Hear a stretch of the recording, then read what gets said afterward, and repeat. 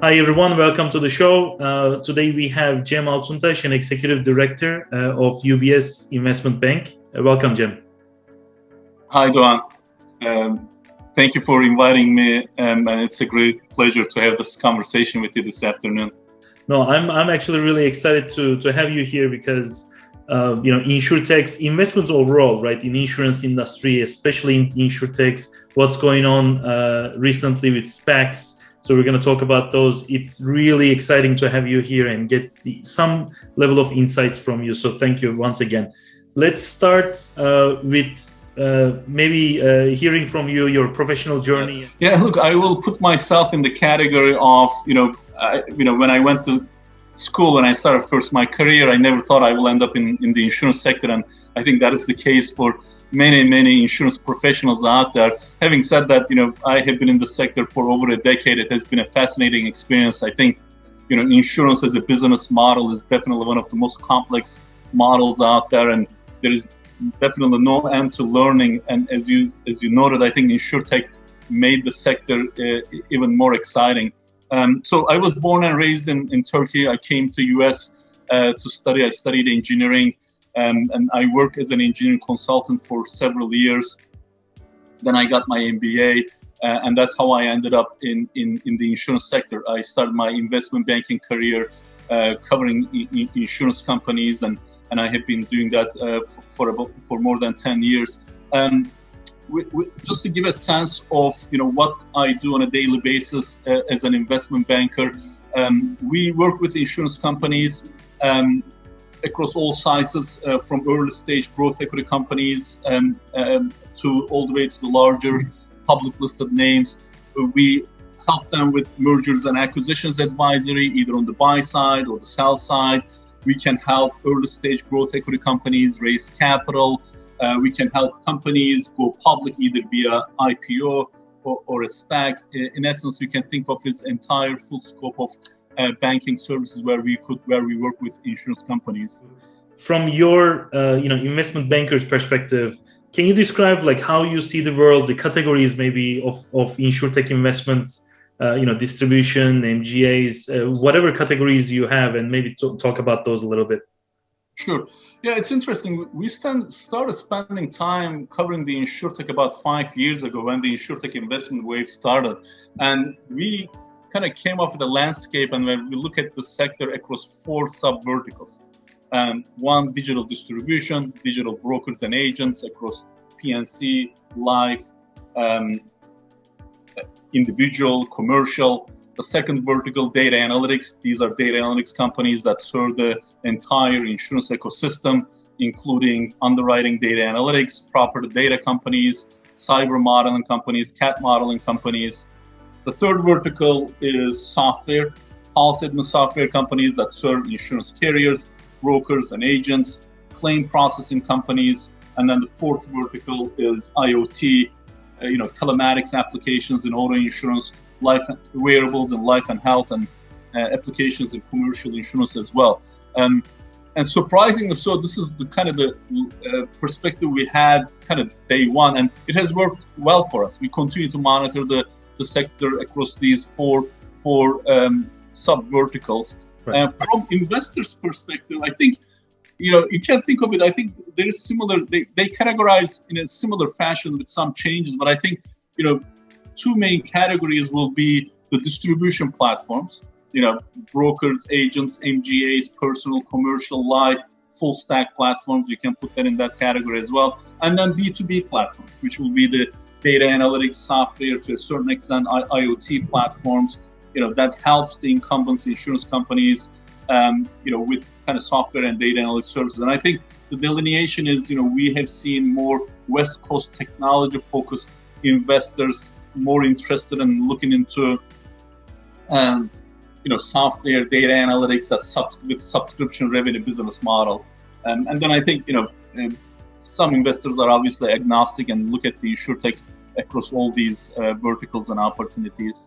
The Insurtech investments wave, I'll call it, started many years ago, but it's not like 20 years ago. It's maybe started 6-7 years ago, and it started and ramped up really quickly. So if you look at the last 5 years, and especially with pandemic experience, that unfortunate experience that the world had to go through.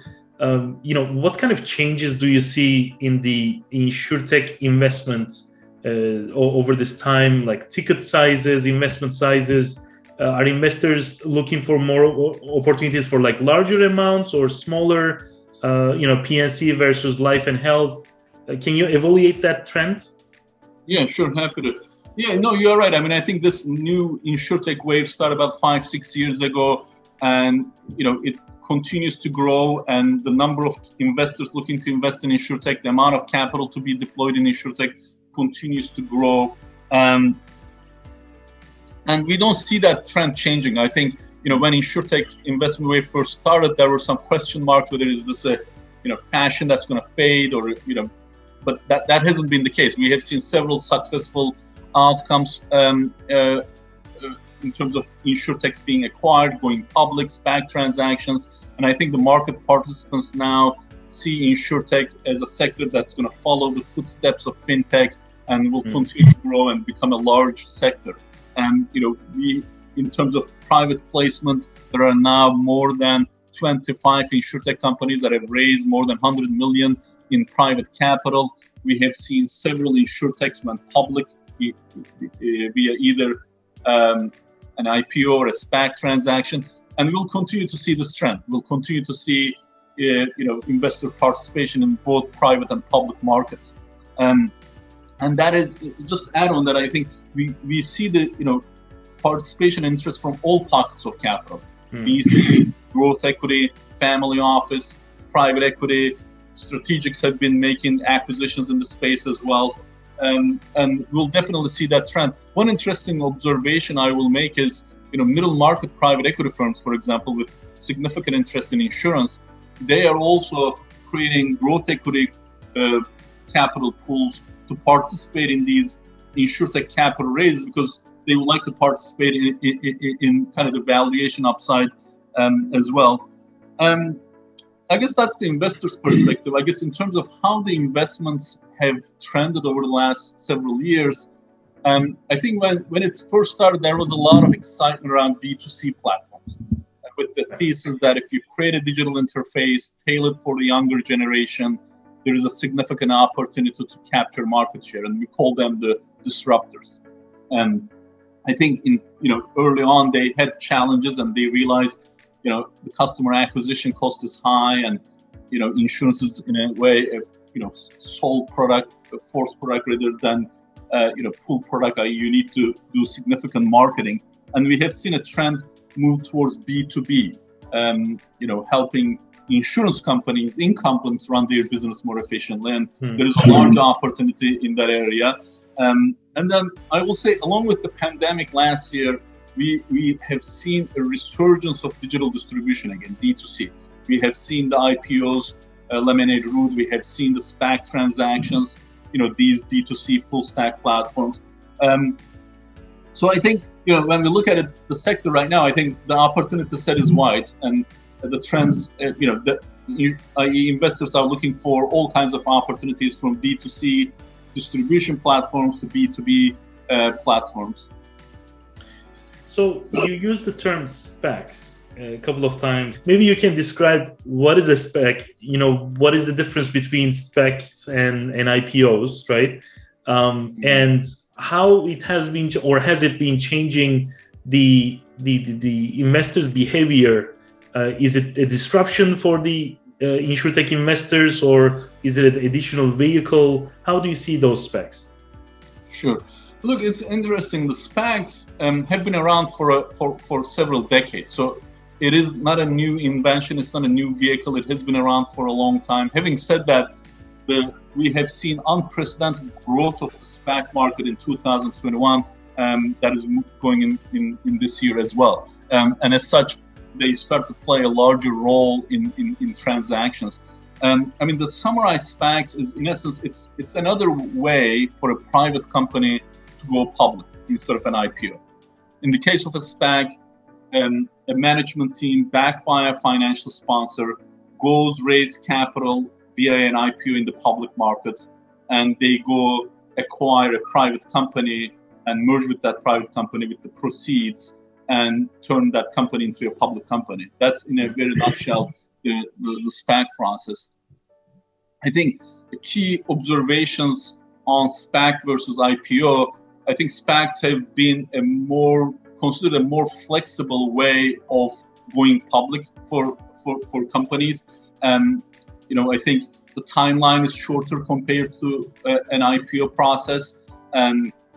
Many of the work streams as relates to going public, the SPAC and the sponsor can help and take the lead, relieving the kind of the management load on that.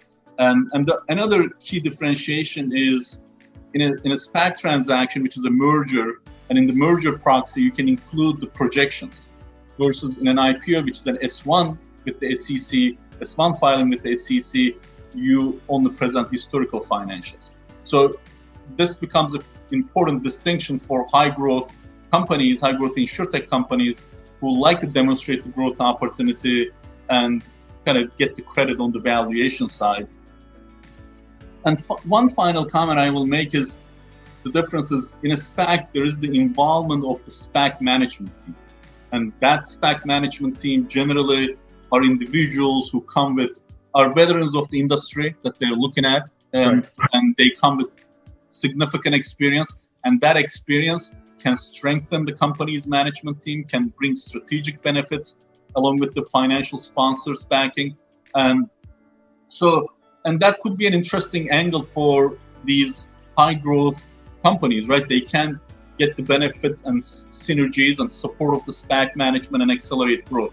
And as such, look, I mean, I think, you summarize well. It's another vehicle for a private company to raise capital, primary capital, and also go public. And they are here to stay. They have been around for a long time.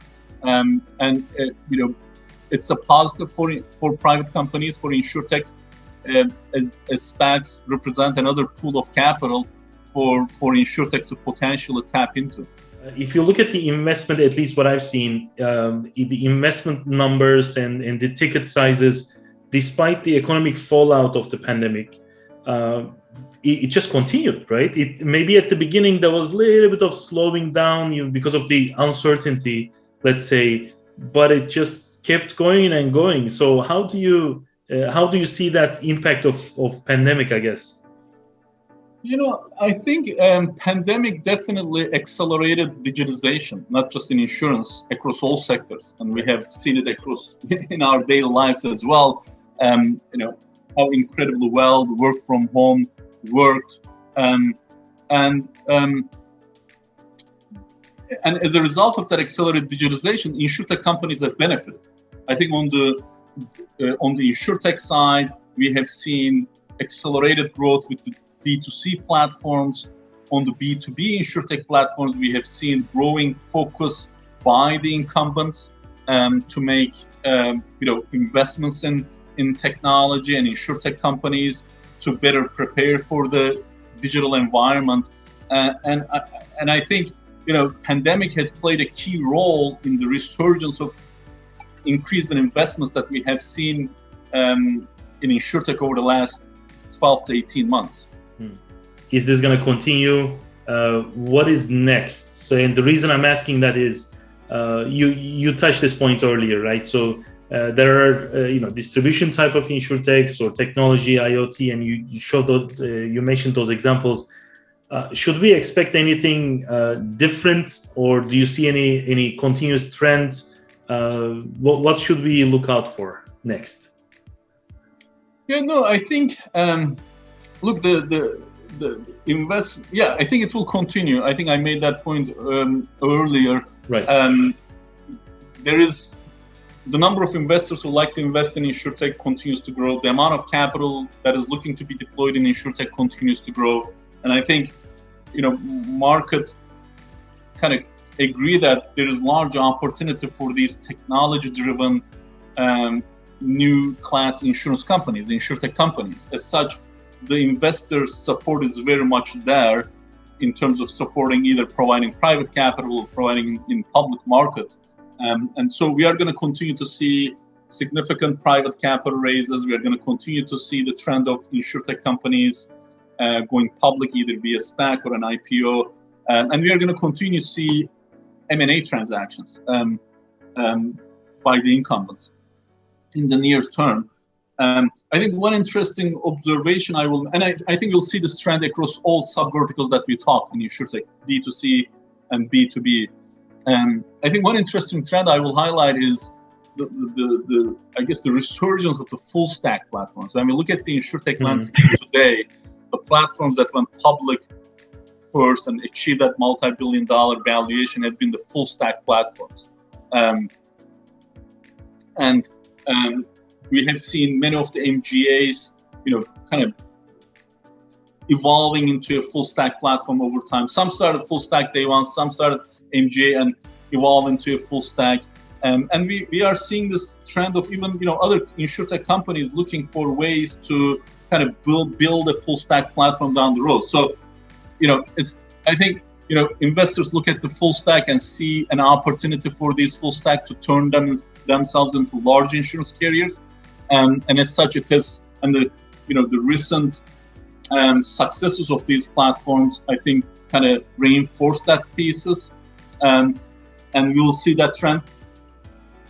Having said that, I will also say, I think the performance of these public listed names will be an important benchmark for setting the investor sentiment in Insurtech. I think in that regard, investors will look at how these publicly listed Insurtech companies are performing, and their performance will play a role on the general investment trends in Insurtech as well. Okay. And I'll switch the gear a little bit to agents and broker folks in the audience, for example. How do you see the skill set of that group, agents and brokers, and if not others, changing with this, with all the trends and in the industry and with the transformation that we have been going on and we will continue to go on? So, very quick question is to prepare for themselves for the future of insurance. What would you suggest them? A very good question. Look, with respect to the role of brokers and agents and distribution platforms, I think we look at that sector in two key categories. One is the personal side and the other is the commercial. I think we are going to continue to see growing digitization, growing online presence of personalized distribution. I think we have seen that resurgence, and I think that trend will continue as the proportion of younger generation grows in the total population. So digital distribution will play a growing role in personalized distribution. I think on the commercial side, we are seeing a similar trend to personalized on the SME space, maybe very small end of the SME space, where there has been significant investment building direct platforms on, I would say, maybe micro small companies, and the goal is to kind of build that for larger small businesses as well. I think on the more traditional middle market, large commercial distribution space, I think the traditional brokerage model is here to stay, i.e. the involvement of a human broker.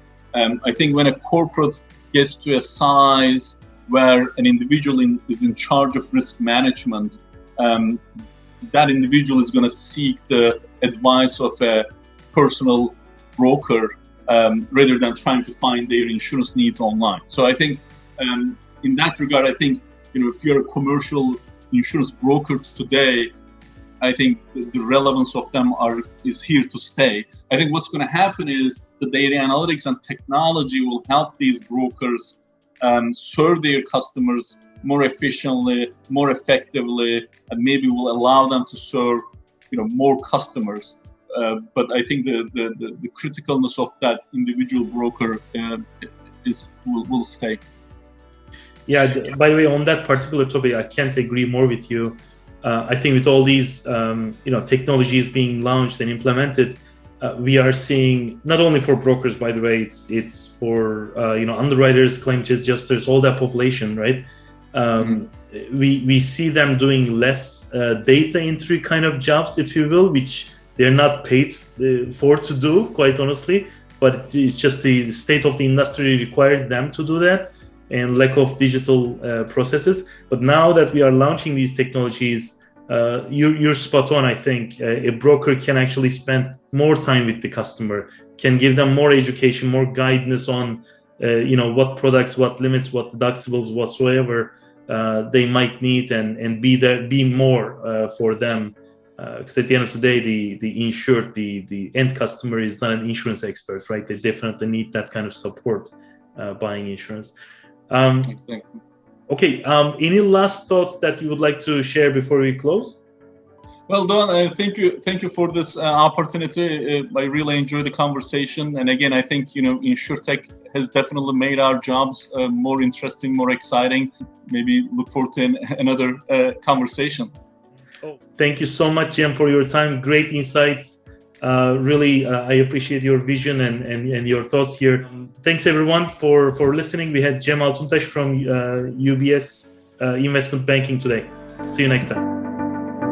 Thank you. Bye.